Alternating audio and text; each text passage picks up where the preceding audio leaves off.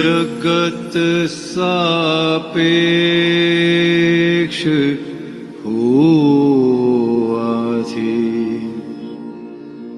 જ્યાં આસક્તિ છે ત્યાં દુઃખ, અવસ્તુની થતાં કિંમત, જરા હાનિ થઈ તો ગૂંચ, નિરંતર સંશરણ માર્ગે અનંતામોહ આકર્ષે, પૂરણને ગલન બેરસ્તે, જગત સુખ દુઃખ બેતરફે,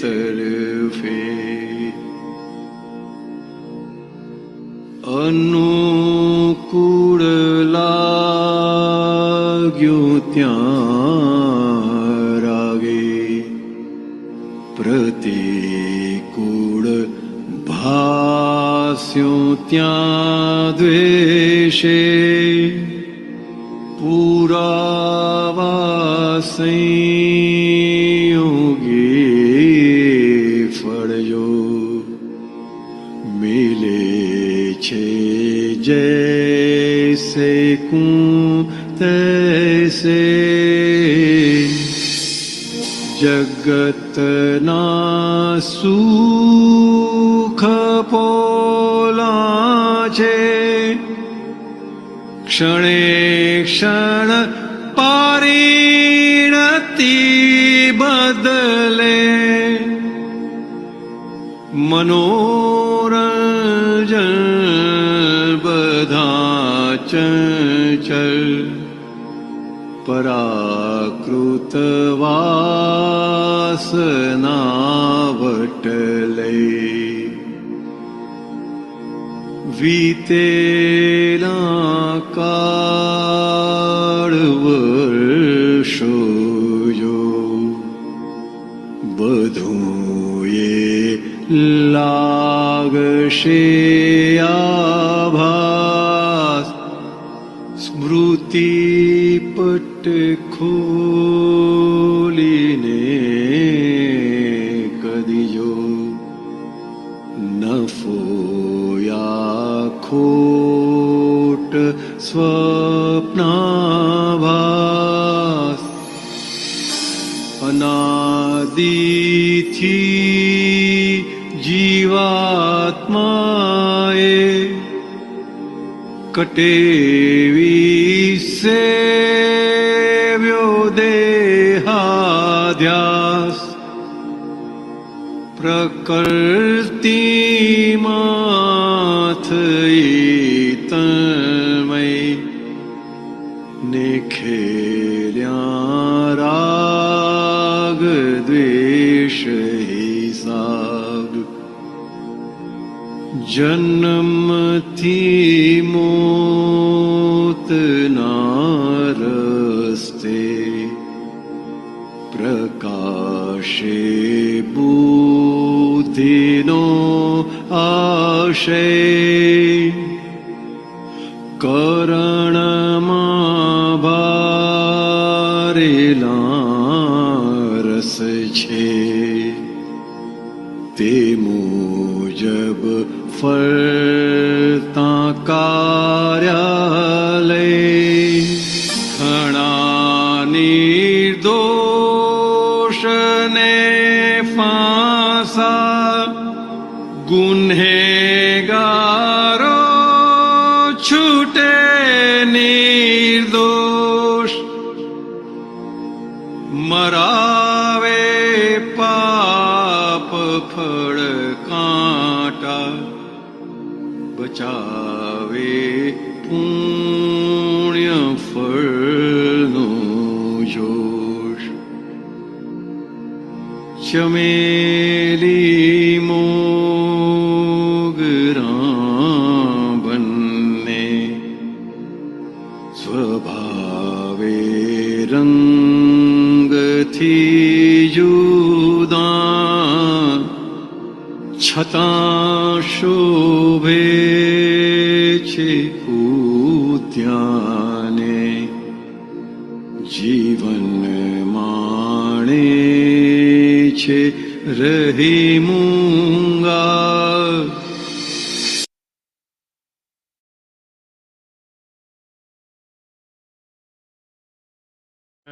જય સચ્ચિદાનંદ.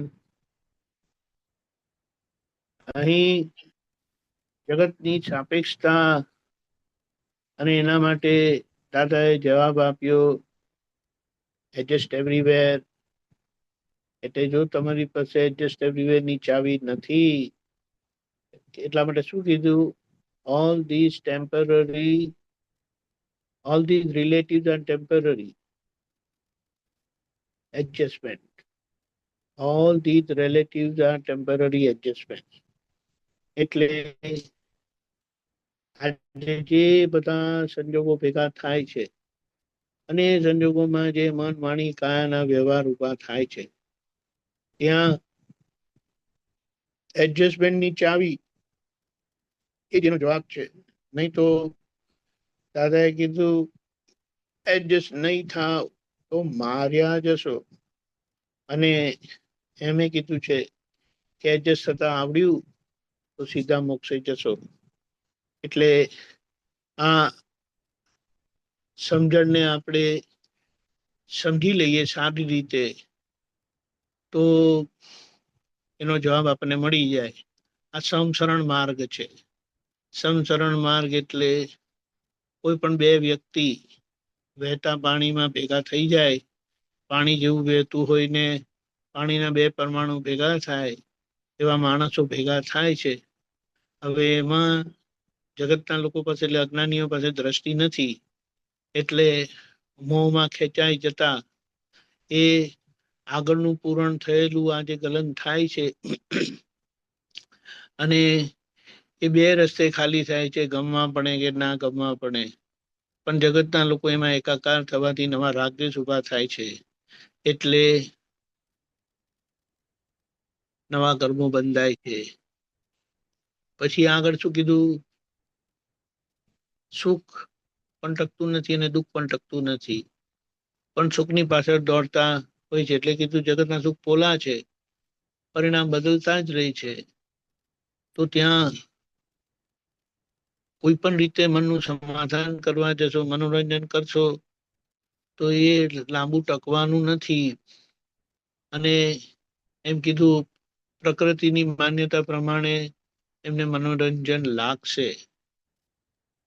આગળ જતા એમ કીધું કે જુઓ, આગળ થયેલા ગયેલા કર્મો સમય જોશો તો આજે તો હવે છે નહીં, પણ ખાલી જે સારું બનેલું એને માણ્યા કરે છે, અને અવડું બનેલું હોય એમાં જે કોઈ નિમિત્ત બનેલા હોય એમને યાદ કરીને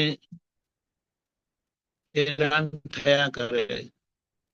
એટલે કીધું કે યાદ કરશો તો બધું સમજાઈ જશે કે કમાણી થઈ કે નુકસાની ગઈ, બંને આભાસ છે, સ્વપ્ન જેવું છે.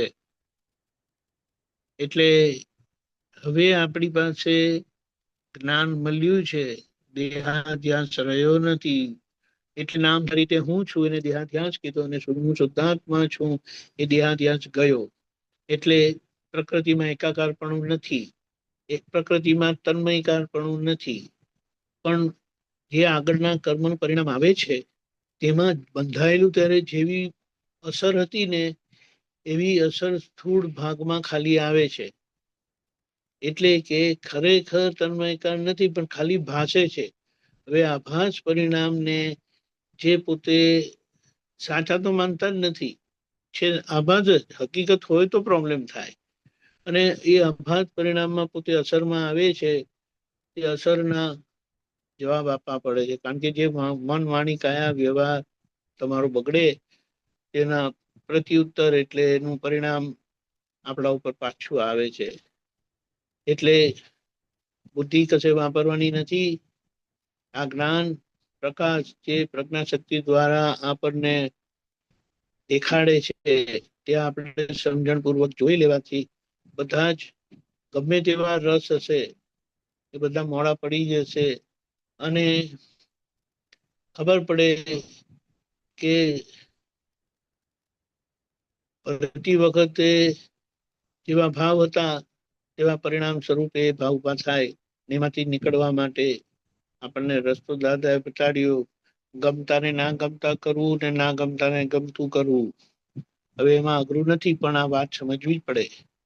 એટલે જે પુરુષાર્થ આજે કરવાનો તે બે ધોરણે છે, જોવા સ્વરૂપે અને જોયા પછી ખબર પડી કે આ કચાશ છે, એ કચાશ ને વ્યવહાર દ્રષ્ટિથી ચોખ્ખી કરી લેવાની.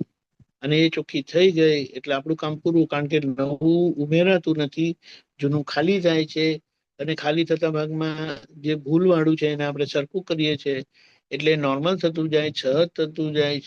અને પૂતગલ સહજ થયું, આત્મા સહજ જ છે, પૂતગલ સહજ થયું તો આપણું કામ થઈ ગયું.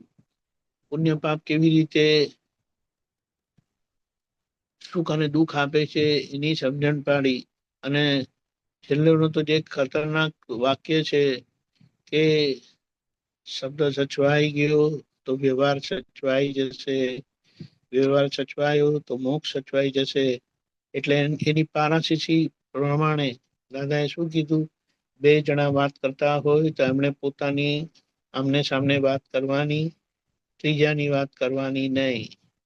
ત્રીજાની વાત કરશો તો તણખલા ઉડશે, તમારા સ્પંદનો અહીંયાથી જશે અને એના પ્રત્યુત્તર એટલે જવાબી